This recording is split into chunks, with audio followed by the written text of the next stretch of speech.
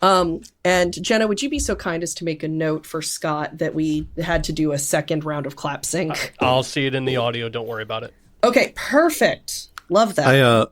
When Scott said stop, I did delete my recording, so it is now one clap sync on my audio. Me too. It's fine. It's fine. It'll be fine. I can work It'll with be it. fine. Let's go. Scott's like, I don't give it. I want to go to bed.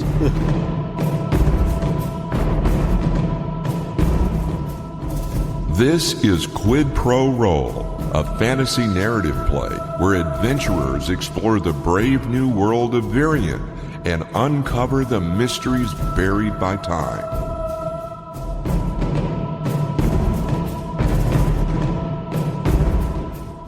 Previously, you had gotten to the town of Ravona, but it had been a short-lived visit, as after having a conversation with one of the locals about what year it was, one of your party members proceeded to have an absolute panic and sprint into the desert.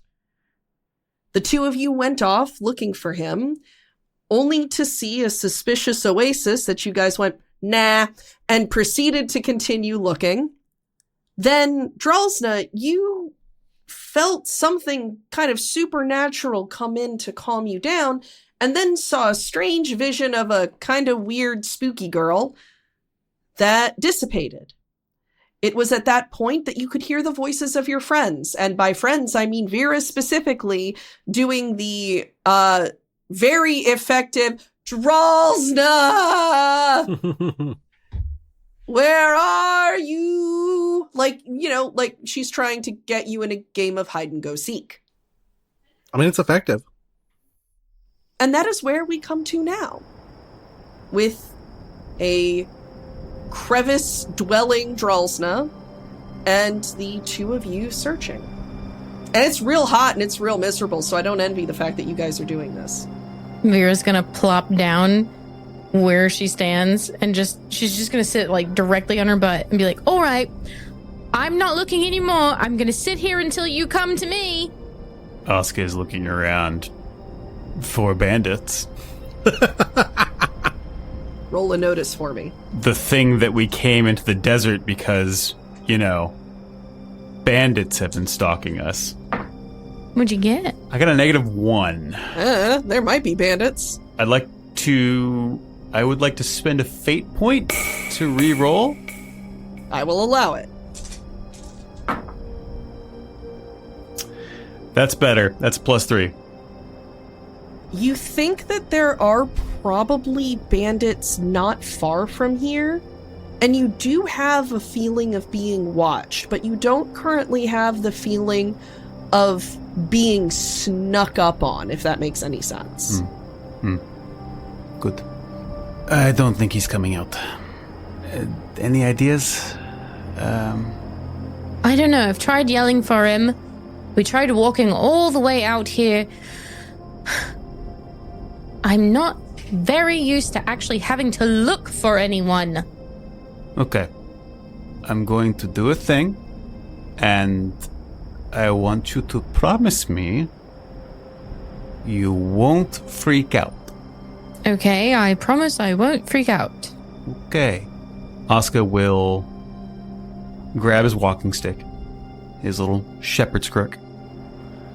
He will plant it firmly and squarely, tip to the ground, other tip straight up at the sky, and he will invoke his trouble on the whims of magic.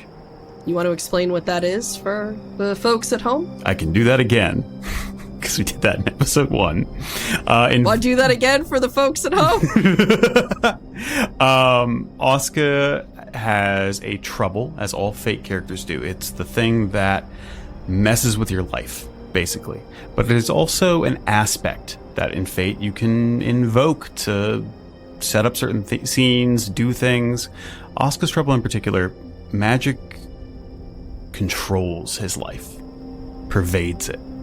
So on the whims of magic, Oscar will simply let go of that staff and allow the etheric currents to billow forth from him and see where it lands, what direction it points.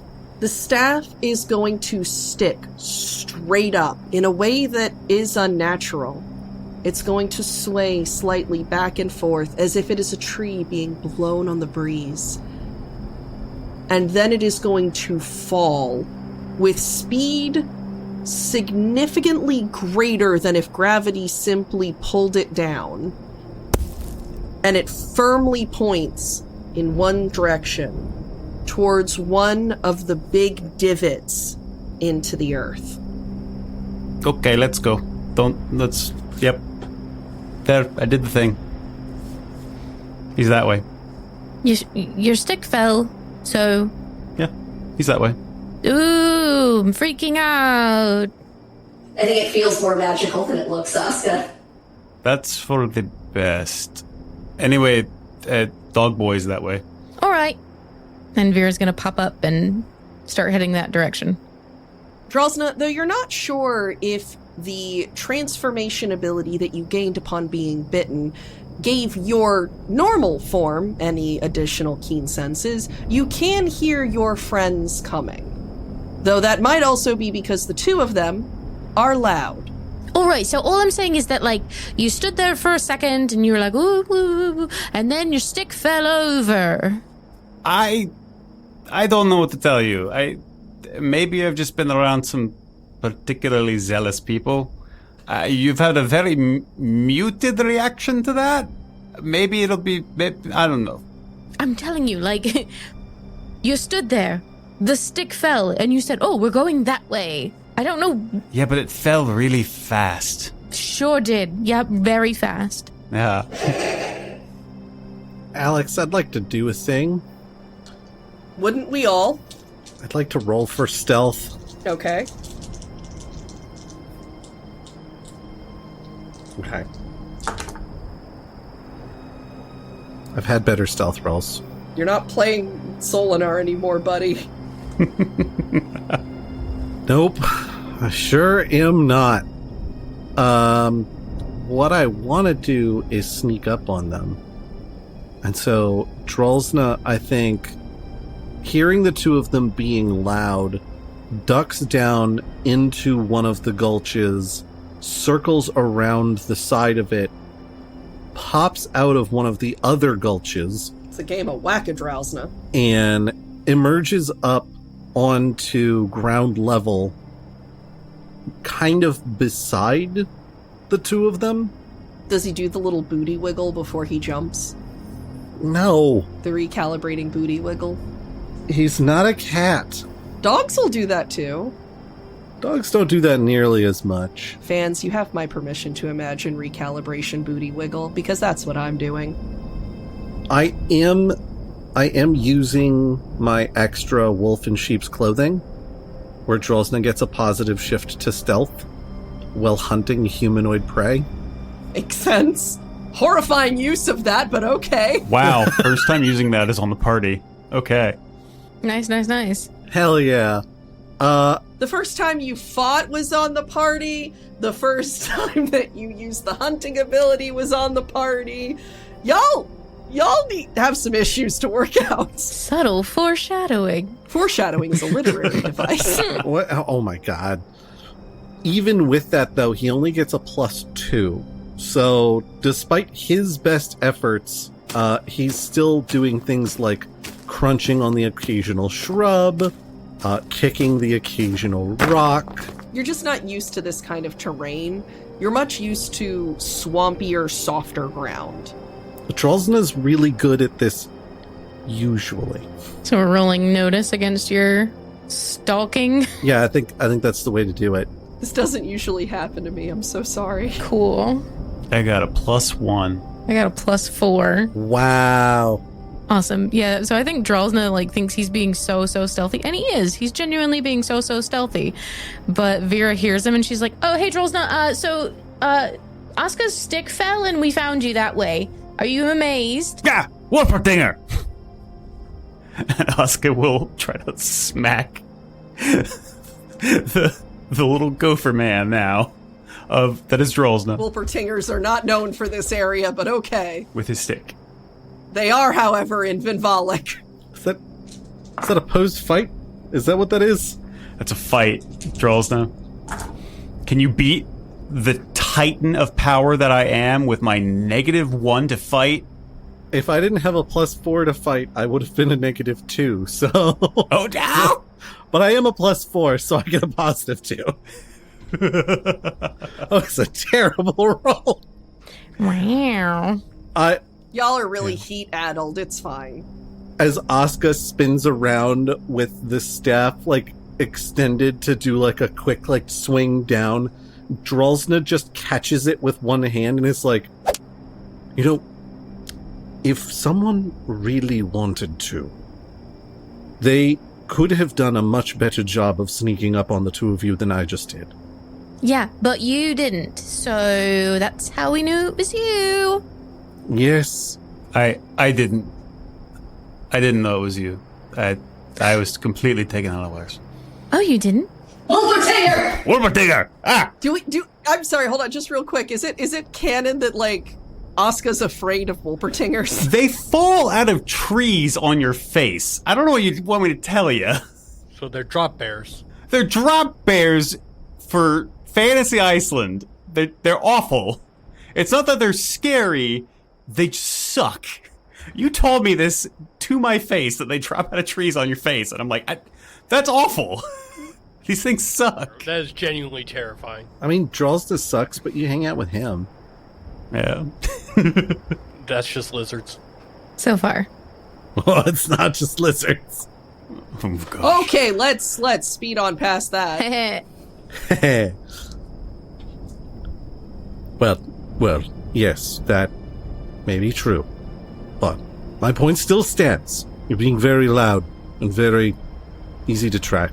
Very followable. You're standing in the middle of a flat, plain desert. Of course they're easy to track. Yes. Having said this, Drolsna is going to take a look around to see if he can figure out if there's been any trouble attracted by the, I've had worse rolls. It's a +1. I'm guessing Drolsna doesn't particularly notice anything. Not that you can pick up on immediately. He kind of looks around quickly, but he's still got shifty eyes. I suppose that you are here to bring me back to the caravan. I kind of feel like it was more like making sure you weren't dead. Although, well, hang on. Is that insensitive? Oh, I'm quite alive. Okay, I just, you know, The I'm uneducated, whole and that is a bad thing. The whole mythology about vampires train their victims until they're nothing but a desiccated husk, and then they drip just a little bit of their own blood into the practically corpse, and then that corpse 3 days later comes back to life as an undead abomination. It's pure mythology. There's no factual basis for any of that. The ritual for becoming a vampire is actually quite fascinating, but Really? a little bit beside the point right this moment. Well, The sucking creatures dry until they are desiccated is, however, well known and established, as you all saw. Well, that doesn't bring them back as vampires, though. That's just You killing. feel a rustling in the bag that holds the lizard jerky. That's just killing them. That's all that is. I do have several questions about that process, but yeah, you're right. We should get back somewhere that's not the center of the desert. I will confess that my understanding of the whole process is purely from the view of one experiencing it, and not from the view of one preparing for it. So, there's going to be a lot of gaps in those details. That's all right. Tell us at the inn, or I have quill and paper. Very well. I suppose, yes, we should get back. I won't say that I'm okay, because I don't believe that I am. However, I am functional and capable. and are definitely not dead. And should someone have happened upon me, they would be the ones who are dead. With that threat hanging in the hot summer air, you all begin your journey back to the caravan. As the sun continues its journey across the sky, you're going to reach back to the town probably really late afternoon, early evening. The air is finally beginning to cool down significantly, partially due to the fact that you are no longer, in the middle of the desert, and partially due to the fact that it is becoming darker. You notice that there are still crowds of people in front of the town that have begun putting up tents and setting up camp just as they had been on the road, which is odd given that they are immediately outside of a town. But you do notice that the crowd is about halved, so there are probably quite a few people in the town proper. No, see, that's actually a bit of a misconception as well. Most of the country are ordinary, average people. There's only a handful of vampires, and those are the ones who are in positions of military authority, civil service, or high-powered positions of government. The rest of the community is that, well, they're just people. They do, admittedly, sometimes, because the government is run by vampires, they do provide of their own voluntary free will their life essence for the sustenance of some of those civil servants.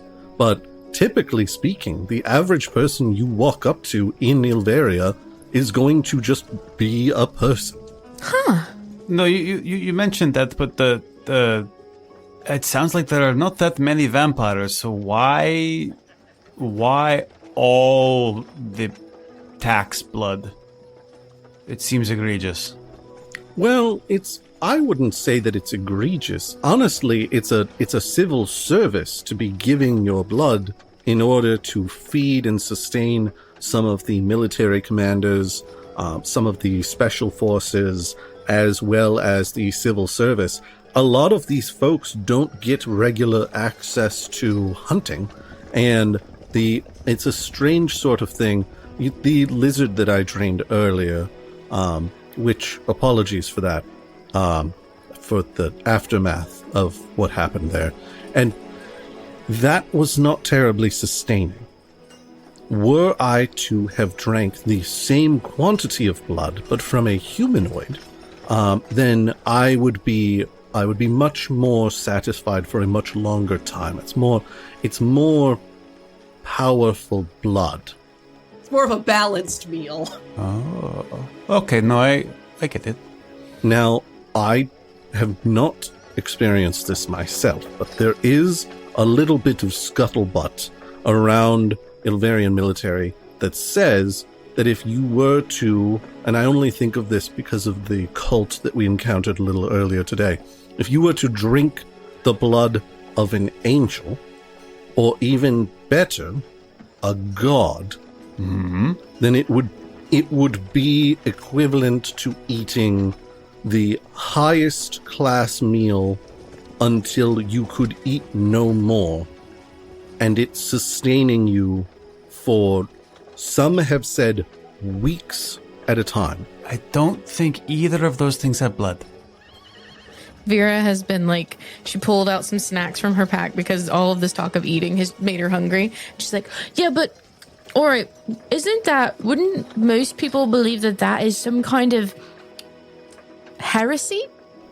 Well, I mean, sure, but if gods have physical forms, then those physical forms must operate somehow. God magic? Blood's just kind of hydraulics for the body, right? What? No. Like the sort of the oil you put into gears and things like that to make sure everything turns correctly. No, I'm not getting into a biology lesson. I'm not doing this. Well, hang on. Don't entertain this. Well, but what about... It's a terrible metaphor. Okay, all right. I defer to you. as Oscar kind of like leads the party like through the clusters of people, seemingly very intent on getting to an inn and an actual bed. He'll ask, "So, actually, Vera, can I have a bite of that?"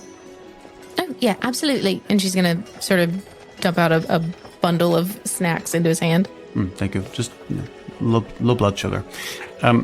So, why did you go vampire? Yeah. That is a better conversation for when we're not surrounded by the citizens of Marcia. Okay. Hey, Drosno. Ixnay on the Empire Bay. Hey, Drosno, when's your birthday? Ooh. Oh, that's not something I've thought about in quite a while. Let me get back to you on that.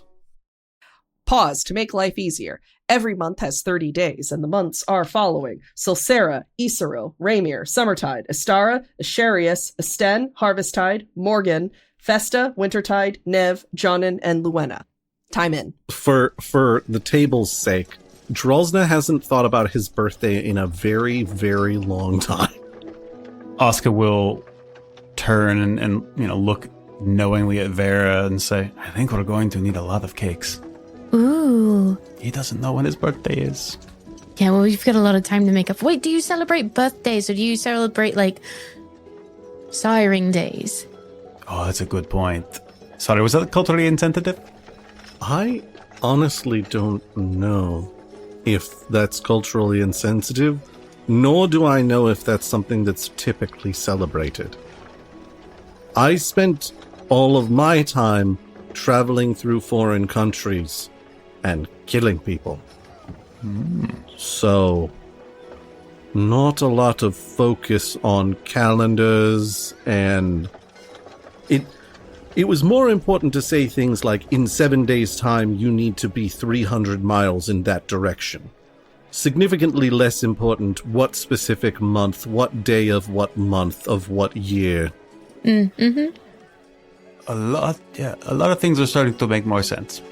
As you guys are having this conversation, are you going into the town proper, or are you staying outside with the caravan? Yeah, I think at least up to, you said there was a gate? Sort of, yes. I want cheap beer and a bed. Fantastic. You're going to enter the town, which is going to be not rustic, but not so far away that it wouldn't be a reasonable word to use in a 10-word description. It smells distinctly of the ocean and fish, and just a soupçon of baking clay. You travel through the town, and the roads are not roads so much as just tamped down dirt. The roads were not built, they were worn in. You can hear a little bit aways the ocean, and you can see the lights in the beautiful painted clay buildings of this town as the taverns, the brothels, the shops, the homes, everywhere there is life. There is something happening. And there's this sound of not exultation, but joy. This is a cheerful, happy place where people are not rowdy, but they are embracing life, shall we say. As you duck through and around, you're going to see a couple of shops beginning to close down for the night, but a couple of taverns that are getting more and more busy as the evening begins to stretch into the later hours. Give us tavern names, GM. So glad you asked. So there are actually a couple of things in this town. I'm so glad you asked. And I want to use the names for them because I am proud of how many of them are fish puns. Hell yeah. God damn it, why did I ask? Hell yeah. I'm so mad. So this town is known for having a large and beautiful temple of the ocean goddess. You're also going to see a very small house of coin, which, as you all know, is a small combination bank temple to the goddess of coin. You're going to find a bakery known as the Rising Tide that's going to begin closing up. There's going to be a tailor known as the Mended Net, a butcher called More Than Fish, and there will be 2 taverns that catch your note. One is called the Sea Wife, and the other, that seems to be a little bit more busy, is simply called Malons. Is that Marlins with an R removed? No, because it's an O, not an I. Oh, okay. Malons, maybe? Because that's the only one not named after something fish-related. Yeah. I don't like the ocean. I'm sorry, man. You're in a fishing town. I know, there's slugs in there. It's bad. I touched one once. Oscar, Never again. there's slugs just about everywhere that there's enough moisture to sustain slugs. Yeah. But those slugs eat tomatoes, so they're okay in my book. I don't know what sea slugs eat. There's a hierarchy of terrible things in Asuka's universe, and as long as one of them removes another one of them, they are higher up on the okay levels. Wait, do you not like tomatoes? They are an evil fruit, and they ruin sandwiches. Oh, that's where you're wrong. They enhance sandwiches. That brings my esteem of you down several pegs. That's okay. I'm sorry to hear it. It's all right if you're incorrect. You cannot use my own thing against me. Sounds like I did. That's my thing, Jenna. You can't use that against me. That's my joke. Get wrecked, nerd. No. Yeah. No.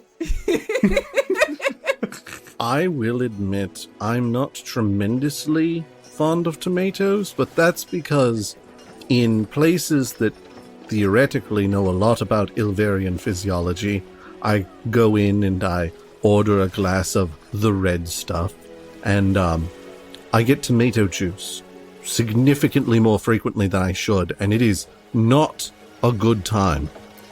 It's fine. They thought you were Draculora. Thought I was Banicula.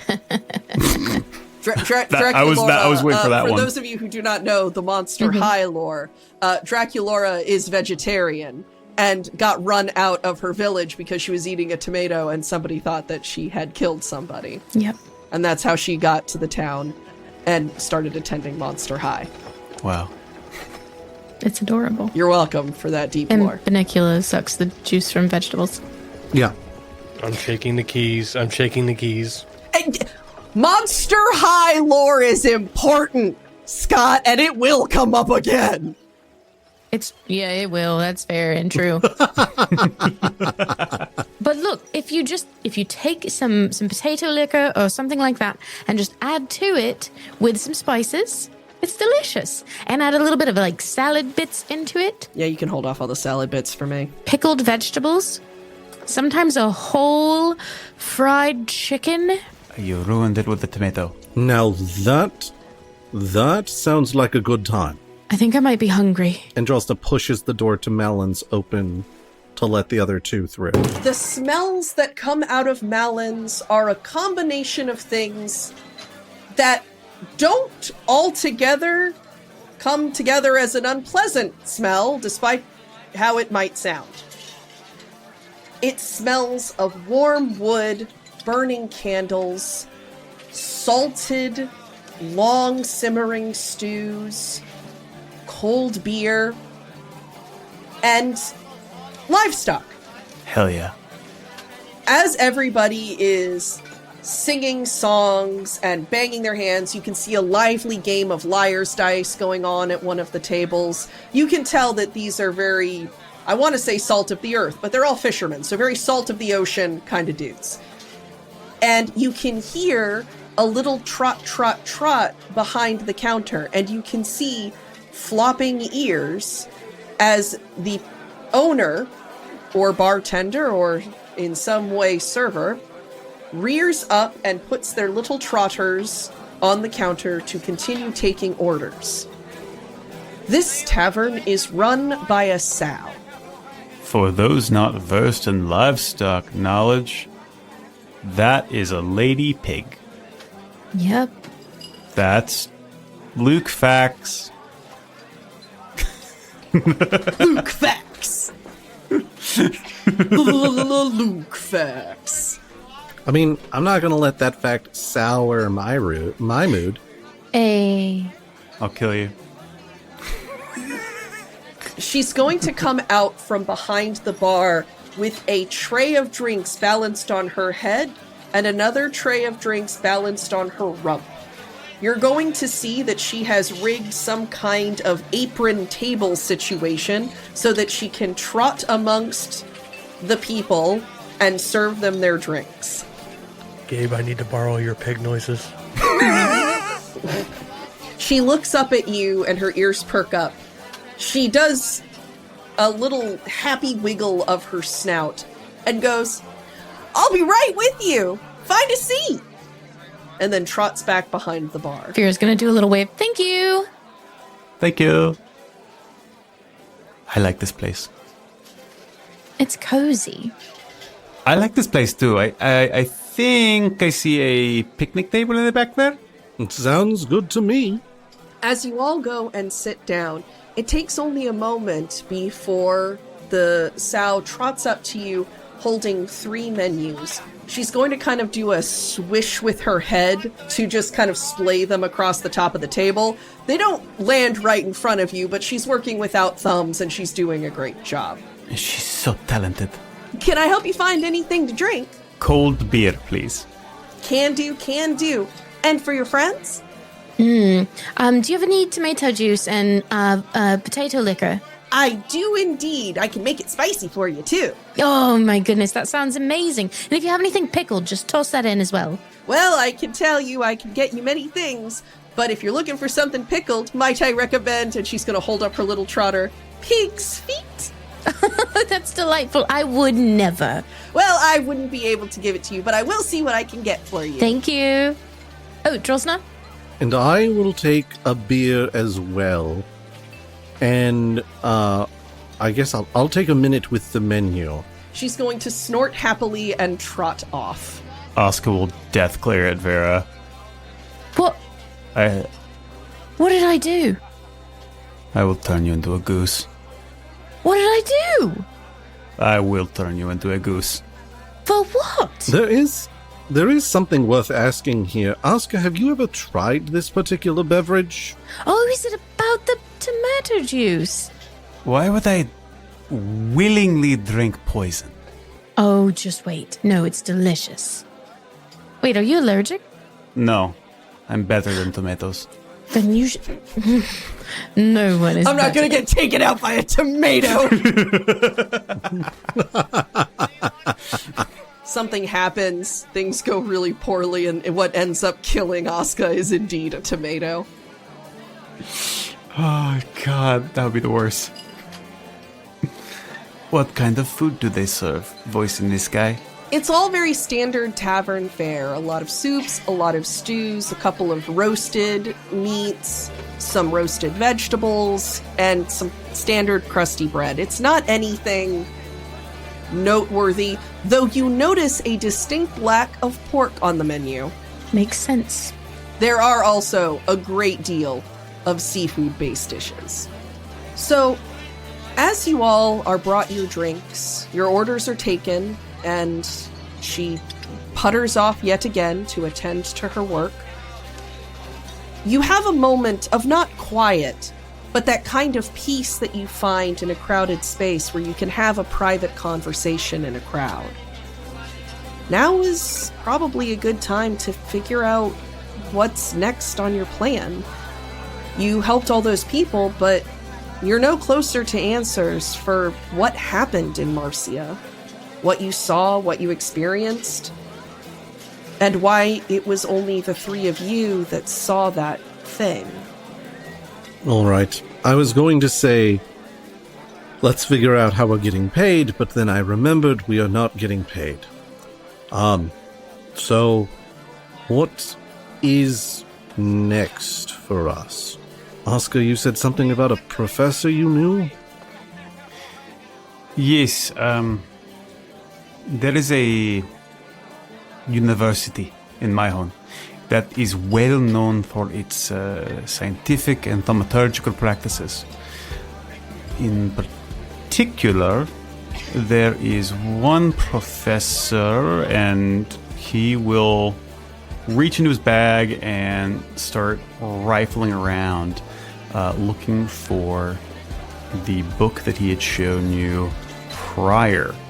He pulls out On Metaphysics. It's a orange canvas-bound book. It was pretty at one point, but now it's been read so many times. There's so many earmarks through it. And you can see in very tiny print, the author's name is Aristes of Alunis, but then in very large print, overshadowing it, commentary and compilation by Dr. Joaquin Esposito. All right, so we're looking for this Dr. Esposito character? Yes, he is foremost in etheromatics.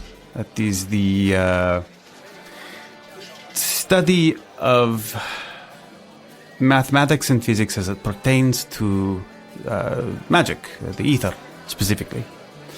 I feel like if anyone's going to know what could disturb a space this much without disturbing, the flow of magic, then he's a good start.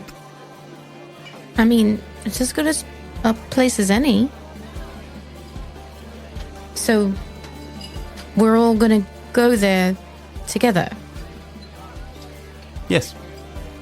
Whatever kind of magical influence, god or otherwise, created that massive beast, I'm not going to be able to do anything about it by myself. And right at this moment, it is very likely that I do not have resources otherwise. Vera? I'll go on one condition.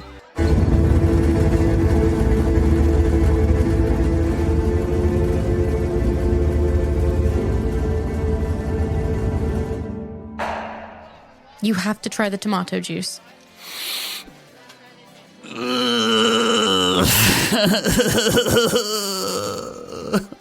Just one sip. That's it. Just one. Investigating a potentially world-ending event or tomato juice? Your choice, wizard boy. Oscar is completely folded in on himself like a turtle retracting into his shell.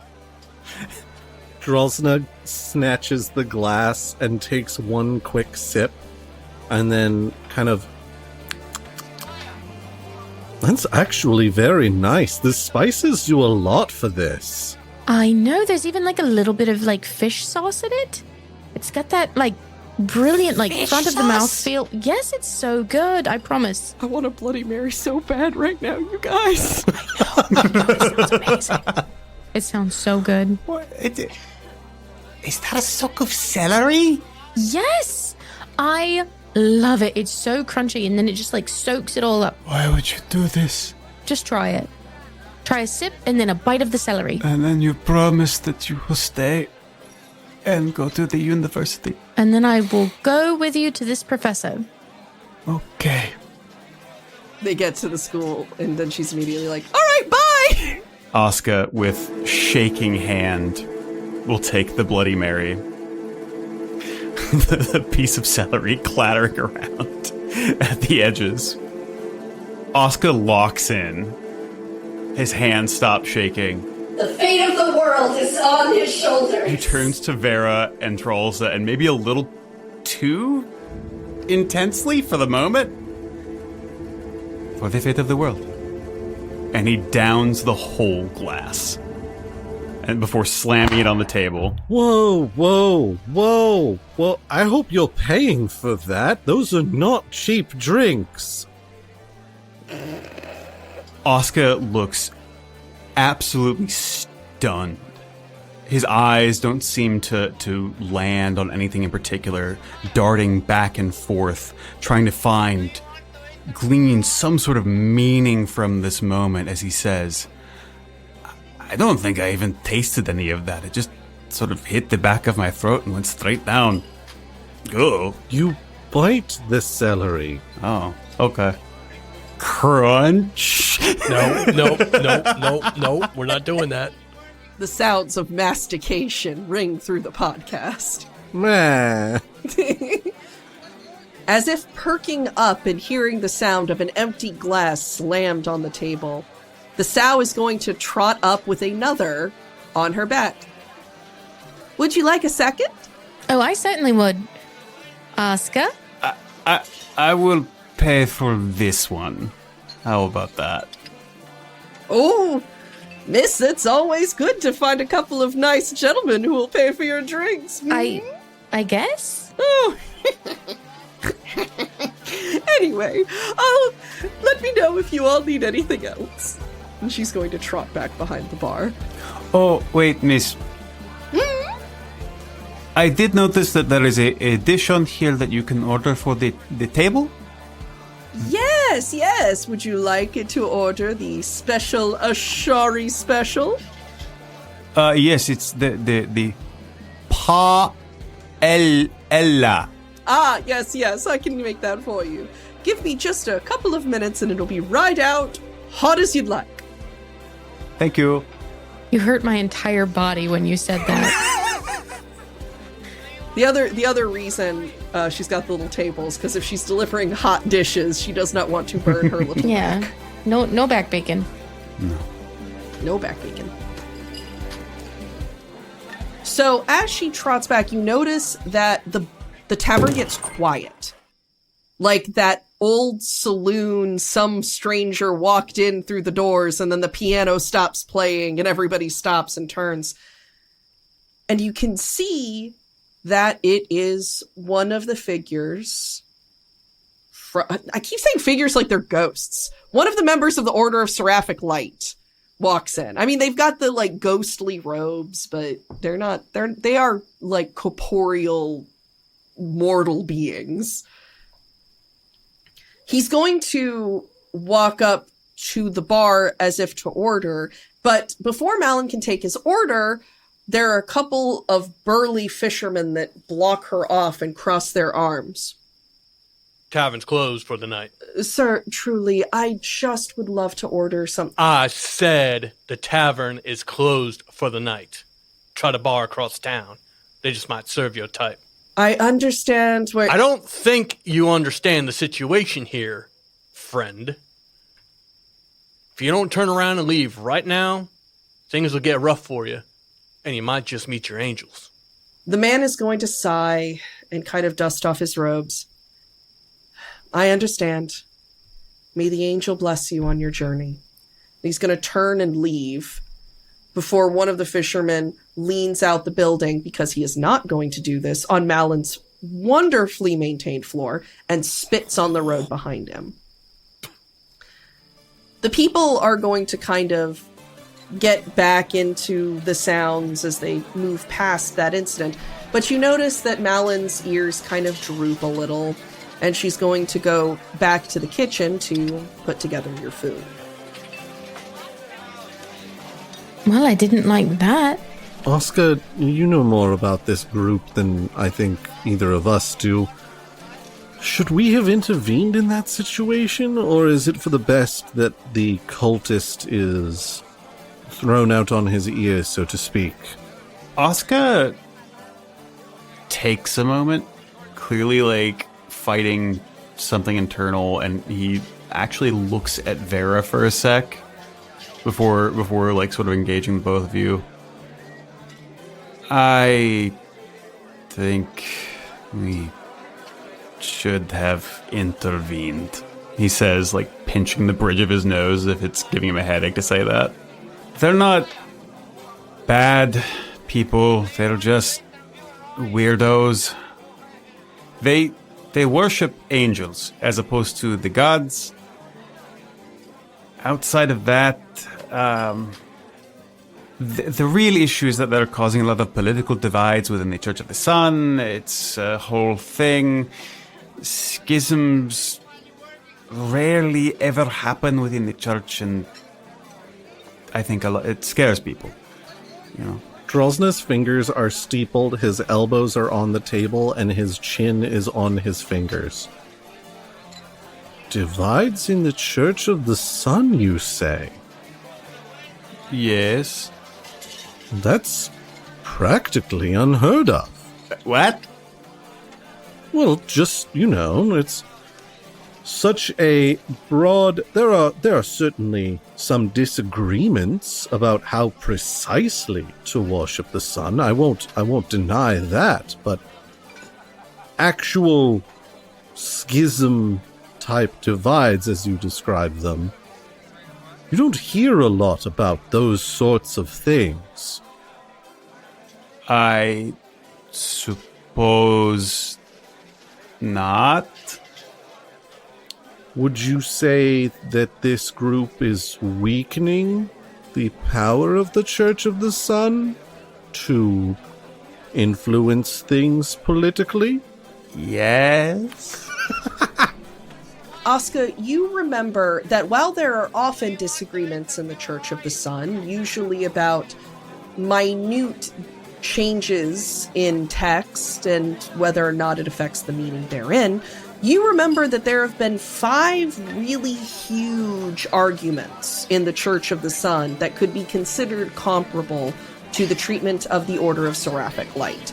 And that has been since the inception of the Church of the Sun. So completely unheard of? No. Very rare? Yes. The church has a remarkable way of bringing it back in, we'll say, They stay very even keel for the most part. There have been 5 major schisms that I know of, but again,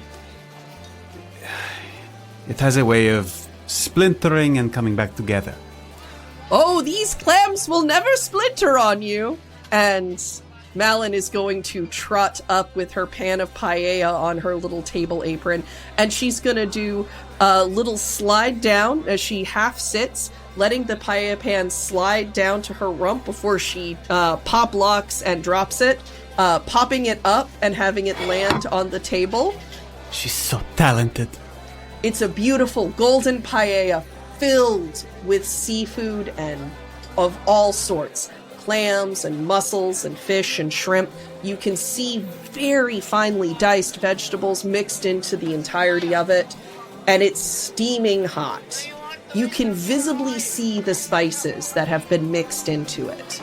It looks wonderful. It smells even better. And with a friendly little wink, Malon is going to trot back off to her duties. Asuka attacks this with a plum. There is not a whole lot of refinement in his cutlery skills. Just a lot of shoveling going on. Drooling. A lot of drooling. Vera's gonna take Drolsna's plate and deftly around Asuka's shoveling is going to get scoops of the paella, making sure to get all of the good best bits and scoop it onto his plate and hand it over to Drolsna, and then serves herself some as well. So, what makes this what did you say, a paella? I think it's the rice. Okay. And I don't know what a paella is, except it's this. Vera, help me out here. Oh, I don't know. I've never had this before, but it looks delightful. Oh. So none of us have eaten this before.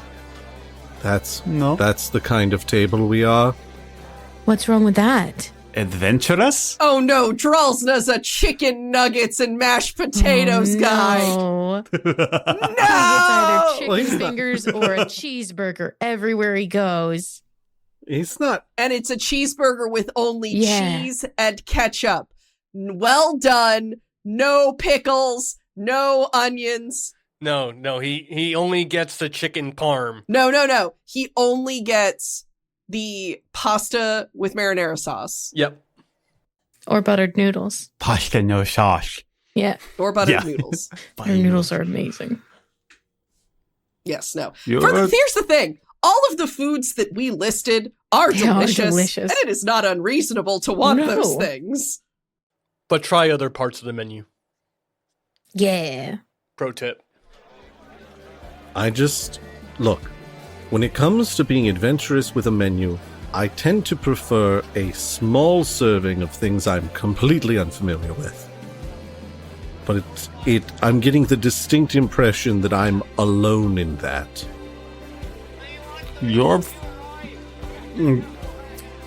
Your siblings must have bullied you a lot as a kid.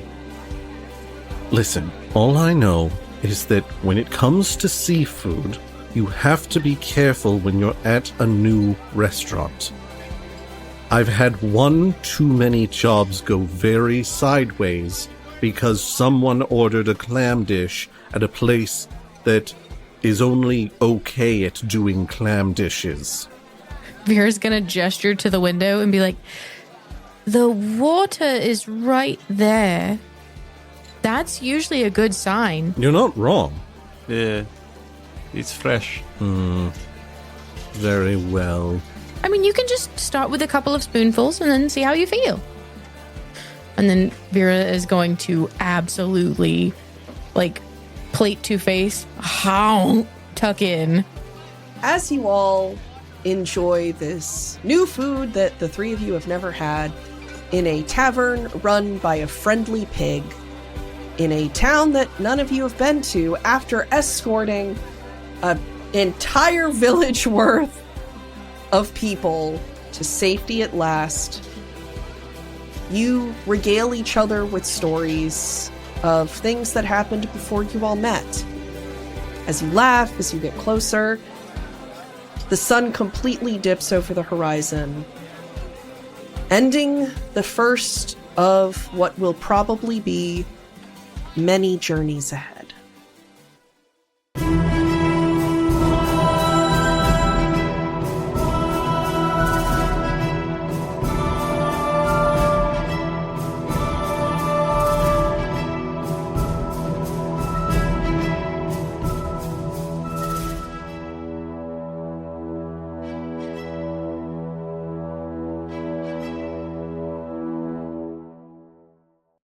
Quid Pro Roll is an independent narrative play podcast supported by Richmond Comix and listeners like you. Our audio editing and sound design is provided by Scott Moore. Our soundtrack design is by Scott Moore and Gabriel Perez. Our GM and world builder is me, Alex Smith.